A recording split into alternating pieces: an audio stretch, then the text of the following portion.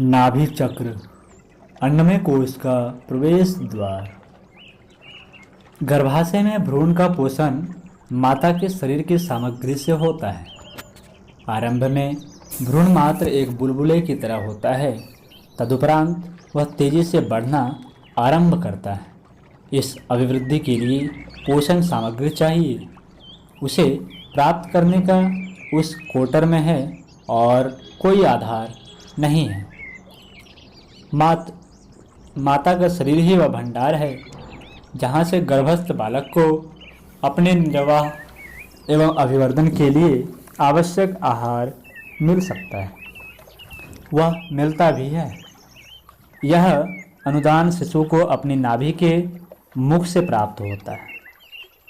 तब न मुंह खुला होता है और न पाचन यंत्र ही सक्षम होता है। पका हुआ व पचा हुआ आहार उस स्थिति में उसे अपनी नाभि द्वारा ही उपलब्ध होता है। प्रसव के समय जब बालक बाहर आता है तो देखा जाता है कि उसकी नाभि में एक नाल रज्जु बंधी है और वह माता की गर्भस्थली के साथ जुड़ी है। उसे काटना पड़ता है, तब दोनों अलग होते हैं। यह नाल ही वह द्वार है जिसके द्वारा माता के शरीर से निकलकर आवश्यक रस द्रव्य बालक के शरीर में निरंतर पहुंचते रहते हैं। इस दृष्टि से प्रथम मुख नाभि को ही कहा जा सकता है। दांत, जीभ, कंठ, तालू वाला मुंह तो जन्म ले चुकने के बाद खुलता है। तब तक 9 मास की अवधि में बालक बहुत कुछ प्राप्त कर चुका होता है। गर्भकाल में बच्चा जितनी तेजी से बढ़ता है वह आश्चर्यजनक है। उसे अपने शरीर के अनुपात से इतनी अधिक खुराक की जरूरत पड़ती है जितनी जन्म लेने के उपरांत भी कभी नहीं पड़ती। उन सारी आवश्यकताओं की पूर्ति नाभि मार्ग से ही होती रहती है। भ्रूण के फेफड़े गर्भावस्था के 9 महीने प्रायः निष्क्रिय ही रहते हैं। श्वास प्रश्वास की आवश्यकता माता और भ्रूण के 2 जुड़े हुए अवयव पूरी करते हैं। माता के यूटेरस गर्भाशय में स्थित जरायु बच्चे के प्लेसेंटा ही फेफड़े का भी काम करते हैं। जन्म के उपरांत जैसे ही बालक रोता, हाथ पैर चलाता और श्वास लेता है, वैसे ही रक्त संचार आरंभ हो जाता है। हृदय से बड़ी धमनी में होकर रक्त फेफड़ों में पहुंचता है और वे अपना काम आरंभ कर देते हैं। नाल काटने पर बच्चे का अम्ल कार्ड माता के प्लेसेंटा से कटकर अलग हो जाता है। तब फिर दोनों के बीच बने हुए संबंध सूत्र का विच्छेद हो जाता है और इस कार्य को संपन्न करती रहने वाली अम्ब वेन निष्क्रिय हो जाती है। बच्चे की कार्यवाहिनी सामर्थ्य अपने बलबूते अपना काम चलाने लगती है। फेफड़े, हृदय आदि ठीक तरह अपना काम करने लगते हैं और उस स्व संचालित प्रक्रिया के सहारे नवजात शिशु की जीवन यात्रा स्वावलंबन पूर्वक अपने डर्रेस पर लुढ़कने लगती है। माता का सहयोग समाप्त हो जाता है, तब उस केंद्र की उपयोगिता भी समाप्त हो जाती है।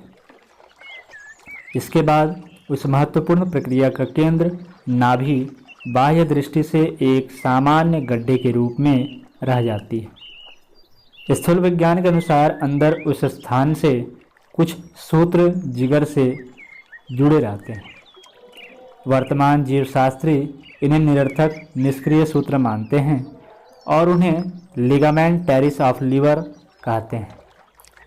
किंतु ये सूत्र एकदम निष्प्राण नहीं होते, बल्कि स्थूल दृष्टि से सुप्त जैसी स्थिति में पड़े रहते हैं। जब जिगर रोगग्रस्त हो जाता है तो उस पर पड़ने वाले रक्त के दबाव को कम करने के लिए ये सूत्र पुनः सक्रिय हो उठते हैं।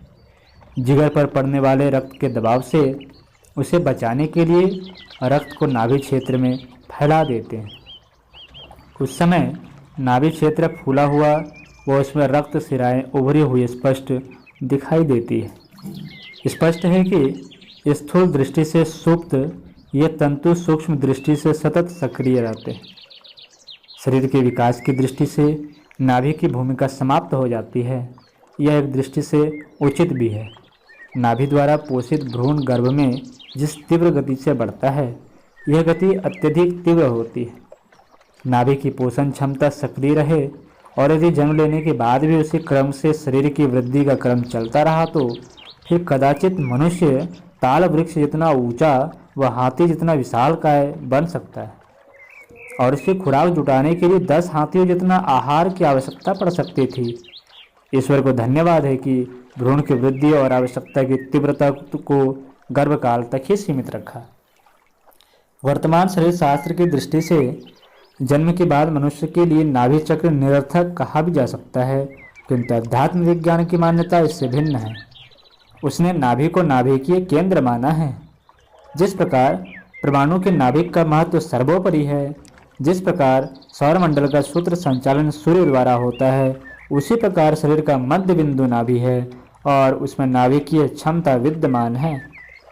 मस्तिष्क का सूक्ष्म शरीर का नाभिक आज्ञा चक्र है। स्थूल शरीर की स्थिति उससे भिन्न है। उसका नाभिक न्यूक्लियस नाभि है। उसकी क्षमता अपने समीपवर्ती अवयवों को प्राण बल देती है और वे अपना काम ठीक तरह कर सकने में समर्थ बनते हैं। प्राकृतिक चिकित्सा तथा योग चिकित्सा के अंतर्गत नाभि को इसलिए बहुत महत्व दिया जाता है। शरीर के अनेक गंभीर रोगों के उपचार की एक रहस्यमय पद्धति अपने देश में बहुत समय से चली आ रही है। उसमें शरीर के कुछ विशिष्ट केंद्रों को दबाने, सहलाने, बांधने, मलने आदि क्रियाओं द्वारा रोगों का सफल उपचार कर दिया जाता है। यह पद्धति आजकल जीन थेरेपी के नाम से एक सुनिश्चित चिकित्सा पद्धति के रूप में विकसित की जा रही है। उसमें भी नाभि को बहुत अधिक महत्व दिया जाता है। शरीर शास्त्र की दृष्टि से भी नाभि के आसपास 9 महत्वपूर्ण अंतःस्रावी ग्रंथियां गैंग्लियान हैं। गैंग्लियान स्वायत्त नाड़ी संस्थान ऑटोनॉमस नर्वस सिस्टम के वे केंद्र हैं जो शरीर के प्रमुख संस्थानों की गतिविधियों, उनके रक्त संचारण, हार्मोन, एंजाइम आदि अंतः रसों के निस्सरण आदि का नियमन संचालन करते हैं। नाभि के आसपास 4 लंबर गैंग्लियान, उन्हीं से लगे हुए 4 सैक्रल गैंग्लियान तथा उससे नीचे एक कॉक्सिजियल गैंग्लियान, कुल 9 गैंग्लियान होते हैं। स्थूल शरीर के पोषण एवं विकास से संबंधित लगभग सभी स्थूल संस्थानों से इनका संबंध होता है। आमाशय तथा पाचन संस्थान, गुर्दे, तिल्ली, जिगर आदि के महत्व सर्वविदित है। इन सब का नियंत्रण, सुसंचालन इन्हीं गैंग्लियान केंद्रों से होता है। नए शरीर निर्माण की प्रणाली और प्रजनन संस्थान भी अपनी अद्भुत क्षमताओं सहित इन्हीं केंद्रों के निर्माण नियंत्रण में कार्य करता है। नाभि क्षेत्र के लंबर गैंग्लियानों का हस्तक्षेप हृदय क्षेत्र में भी है। हृदय क्षेत्र में 11 थैलेसिक गैंग्लियान होते हैं। कई क्षेत्रों में लंबर और थैलेसिक गैंग्लियान होते हैं। कई क्षेत्रों में लंबर और थैलेसिक दोनों मिलकर भी कार्य करते हैं। शरीर के महत्वपूर्ण संस्थानों का नाभि से संबंध शरीर शास्त्रियों के लिए रहस्य हो सकता है, किंतु आत्मविज्ञान से विदित है कि नाभि चक्र का वह चुंबकत्व आजीवन बना रहता है जिसके आधार पर माता के शरीर से आवश्यक अनुदान खींचने से गर्भस्थ शिशु समर्थ रह सका था। ट्रांजिस्टर में छोटा सा क्रिस्टल लगा रहता है। उस यंत्र की सारी मशीनरी अपना काम तभी तक ठीक तरह कर पाती है जब यह क्रिस्टल सही स्थिति में हो। नाभि केंद्र के चुंबकत्व को भी यही संज्ञा दी जा सकती है। उसमें आदान प्रदान की उभयपक्षीय क्षमता विद्यमान है। अनंत अंतरिक्ष से आवश्यक शक्ति खींचने, धारण करने और समीपवर्ती अवयवों से लेकर दूरस्थ अंगों तक को वह अदृश्य एवं अविज्ञात सामर्थ्य प्रदान करने का कार्य इस चुंबकत्व का ही है। शरीर को अनेक प्रकार की ऊर्जाएं चाहिए जिन्हें वह अपनी चुंबक शक्ति के द्वारा खींच सकता है। वातावरण का कितना प्रभाव शरीर पर पड़ता है इसे हर कोई जानता है। कहाँ का जलवायु शरीर पर क्या प्रभाव डालता है इसे हम प्रत्यक्षतः देखते हैं। बहुमूल्य आहार प्राप्त होते रहने पर भी घटिया जलवायु के क्षेत्र में रहने वाले रुग्ण दुर्बल रहते हैं और स्वल्प काल में ही जीवन समाप्त कर देते हैं। इसके विपरीत जहाँ का वातावरण सशक्त है वहाँ के निवासी घटिया भोजन मिलने पर भी बलिष्ठ बने रहते हैं। मोटा तगड़ा शरीर भी सामान्य सा भार वहन करने और दौड़ धूप में संलग्न रहने के अतिरिक्त और कुछ महत्वपूर्ण कार्य न कर सकेगा। प्रगतिशील मनुष्यों के शरीर में स्फूर्ति पाई जाती है। उनका प्रत्येक अवयव प्रशिक्षित कलाकारों की तरह अपना काम करने में कुशल होता है। इंद्रियां काबू में रहती हैं और नियत निर्धारित क्रम में अपने सुव्यवस्थित क्रिया कौशल का परिचय देती है। यही कारण है कि वे सामान्य मनुष्यों की तुलना में कई गुने परिमाण में उत्कृष्ट स्तर का काम कर पाते हैं। यही उनकी सफलता का बहुत बड़ा कारण है। शरीर के लिए आवश्यक इस प्रकार की सूक्ष्म शक्तियाँ मात्र अन्न जल वायु से प्राप्त नहीं हो सकती। उनकी पूर्ति ब्रह्मांड व्यापी उन शक्ति स्रोतों से ही होती है जो दृश्य रूप में अनुभव में तो नहीं आते पर अपनी महत्ता सिद्ध करते रहते हैं। पृथ्वी का काम अपने भीतरी उत्पादनों से ही नहीं चल जाता, वरन सूर्य से आने वाली गर्मी और रोशनी से उसे जीवन संचार का लाभ मिलता है। न केवल सूर्य से वरन उन अन्य ग्रहों से भी बहुत कुछ प्राप्त करती है। ग्रहों में ही क्यों, उसका अपना उपग्रह चंद्रमा तक ज्वार भाटा से लेकर और भी न जाने क्या क्या सहायता देकर धरती की सजीवता बनाए रहने में सहायता देता है। यही यदि वे अंतर्ग्राही अनुदान न मिले तो पृथ्वी निर्जीव और निस्तब्ध ही नहीं बन जाएगी, वरन अपना अस्तित्व बनाए रहने में भी समर्थ न हो सकेगी। ठीक यही बात मनुष्य शरीर के संबंध में भी लागू होती है। नाभि स्थल का शारीरिक दृष्टि से कोई विशेष महत्व भले ही ना हो, पर आध्यात्मिक दृष्टि से उसकी उपयोगिता आजीवन वैसी ही बनी रहती है जैसी कि भ्रूण काल में थी। पृथ्वी ध्रुव क्षेत्र में सन्निहित अपनी चुंबकीय शक्ति से अंतर्ग्राही ऊर्जा को आकर्षित करती है और उससे अपनी महत्वपूर्ण आवश्यकताएं पूरी करती है। ठीक इसी प्रकार नाभि चक्र का ध्रुव प्रदेश शरीर को समर्थ एवं सुव्यवस्थित बनाए रहने वाली विशिष्ट ऊर्जा को आकाश से खींचता है। यदि यह चक्र प्रसुप्त स्थिति में है तो उसकी आकर्षण शक्ति न्यून होगी और मात्र आहार पर ही निर्वाह चलाना पड़ेगा। किंतु नाभि चक्र के चुंबकत्व को साधना योग द्वारा जागृत किया जा सके तो उसकी आकर्षण क्षमता सहज ही बढ़ जाएगी और उसकी प्रखरता के आधार पर इतना कुछ अदृश्य अनुदान प्राप्त किया जा सकेगा जो रक्त मांस आदि स्थूल संबंधों की अपेक्षा कम नहीं, कुछ अधिक ही उपयोगी है।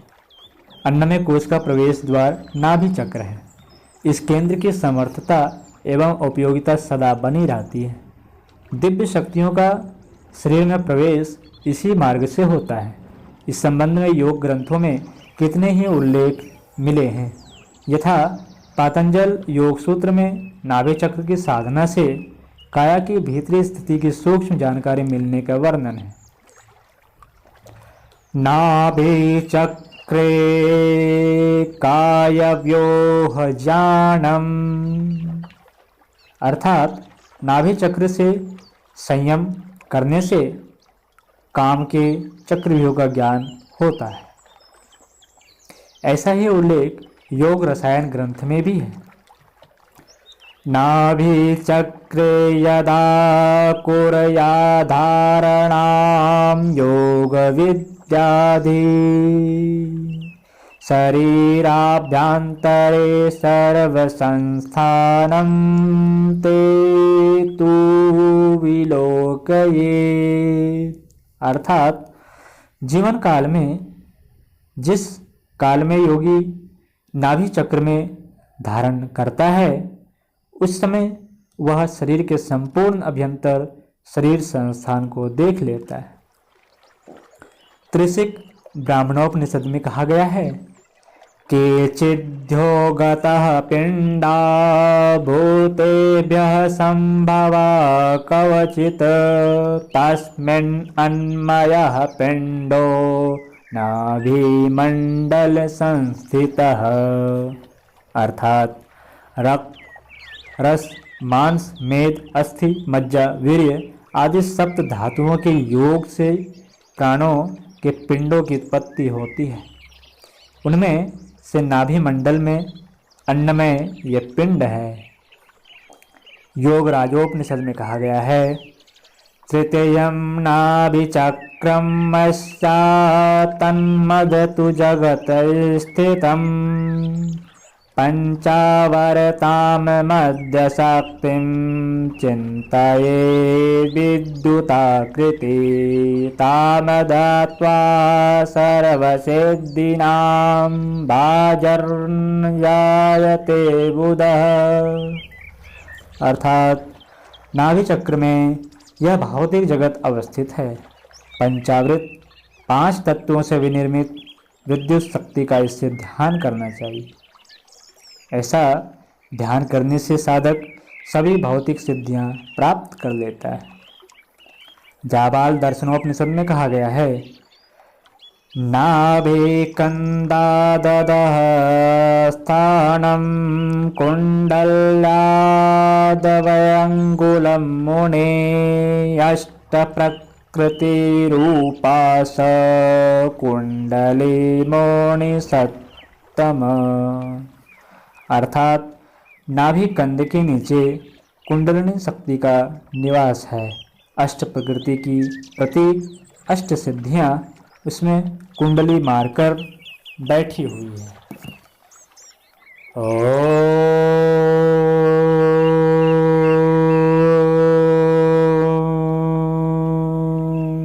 शांति शांति शांति।